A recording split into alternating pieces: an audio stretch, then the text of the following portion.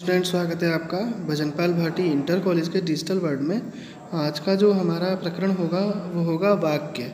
इसे इंग्लिश में सेंटेंस कहते हैं। हमने शब्द विचार पढ़े थे, यानी वर्णों के मेल से शब्दों की उत्पत्ति होती है तो और शब्दों के मेल से वाक्य बनता है। जिस प्रकार वर्णों के मेल से शब्द बनते हैं उसी प्रकार शब्दों के मेल से वाक्य बनते हैं। जब हम मन के भावों और विचारों को व्यक्त करने के लिए सार्थक शब्दों को व्याकरण के नियमों में बांधते हैं तो वाक्य की रचना होती है। ठीक है, जैसे निखिल पानी पीन, रामन्ना नहाना, माँ खाना बनाना।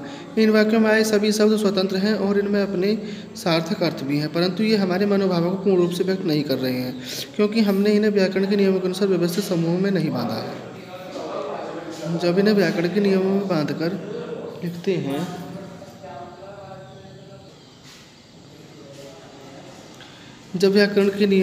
लिखते हैं जैसे निखिल पानी पीता है, ये सही बन गया। रामन्ना नहाता है, माँ खाना बनाती है, तब इनका अर्थ स्पष्ट हो रहा है क्योंकि हमने इन्हें व्याकरण के नियमों में बांधकर वाक्यों की रचना की है। वाक्य की परिभाषा देखते हैं अब। सार्थक शब्दों का वह समूह जो हमारे मन के भावों और विचारों को पूर्ण रूप से व्यक्त करता है वाक्य कहलाता है।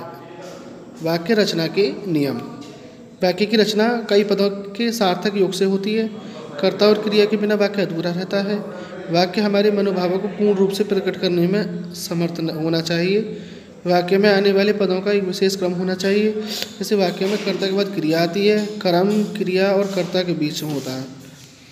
परसर्ग संज्ञा सर्वनामों के बाद लगाए जाते हैं, ये सर्वनामों से मिलकर लिखे जाते हैं। जैसे कभी कभी कर्ता और क्रियापद के बिना भी वाक्य बनाया जाता है, जैसे प्रिया तुम्हारा स्कूल कहाँ है।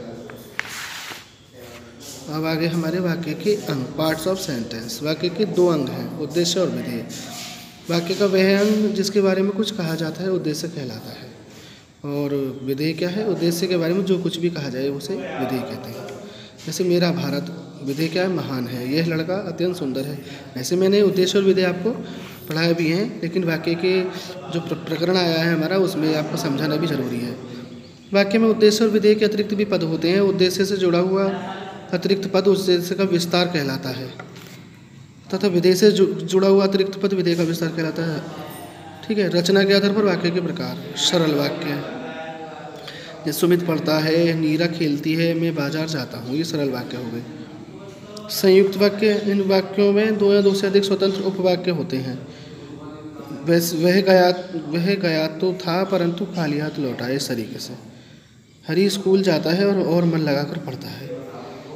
तो इन वाक्यों में परंतु और शब्द समुच्चय बोधक आता है, ये संयुक्त वाक्य है। अब मिश्रित वाक्य। इन वाक्यों में एक मुख्य उपवाक्य होता है और एक या अधिक उपवाक्य उस पर आश्रित होते हैं।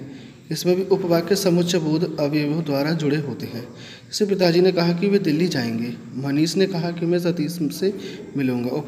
उपयुक्त वाक्यों में पिताजी ने कहा ये मुख्य वाक्य है, मनीष ने कहा ये मुख्य वाक्य है कि ये समुच्चय बोध है। वे दिल्ली जाएंगे ये आश्रित उपवाक्य है और मैं सतीश से मिलूंगा ये आश्रित उपवाक्य है। ठीक है। अब प्रयोग के आधार पर हो गए वाक्य के प्रकार। विधानवाचक वाक्य हो गया, वे वाक्य जिनमें क्रिया के करने अथवा होने का सामान्य कथन हो विधान वाक्य कहलाते हैं। जैसे वह पढ़ता है, सूर्य पूर्व से उदय होता है। ऐसी प्रश्नवाचक वाक्य जिसमें प्रश्न किया जाए, तुम कहाँ जा रहे हो। ऐसी निषेधात्मक वाक्य जिसमें नकारात्मक क्रिया हो। जिन वाक्यों में क्रिया के न होने अथवा न करने का भाव प्रकट हो वो निषेधात्मक हो कि वह स्कूल नहीं जाता है। इस शर्तवाचक वाक्य, इन वाक्यों में क्रिया का होना दूसरी क्रिया पर निर्भर करता है। जैसे आप आते तो मैं भी चल पड़ता। आज्ञावाचक, इसमें आज्ञा दी जाती है किसी कार्य करने के लिए।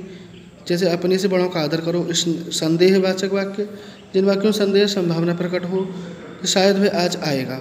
इच्छावाचक, इसमें इच्छा आशा कामना आशीर्वाद आदि भाव प्रकट होते हैं। वह विस्मयबोधक वाक्य 8 प्रकार का। 8वां, इन वाक्यों में विस्मय, हर्ष, घृणा आदि ये शाबाश ऐसे ही सफलता प्राप्त करते रहो। जहाँ पर विस्मयबोधक चिन्ह का आ जाए, ये चिन्ह लग जाए, वहाँ पर ये समझिए कि वहाँ पर विस्मयबोधक वाक्य होगा, वो उसकी पहचान होगी। ठीक है। अब आपको ये पढ़ना है पूरा चैप्टर जो मैंने समझाया है इसी तरीके से। उसके बाद जो इसकी अभ्यास प्रश्न होगी वो मैं नेक्स्ट वीडियो में वो अभ्यास प्रश्न आपके लिए भेजूँगा। वो आपको अपनी नोटबुक में बहुत सुंदर हैंड राइटिंग में करनी है। तब तक के लिए धन्यवाद।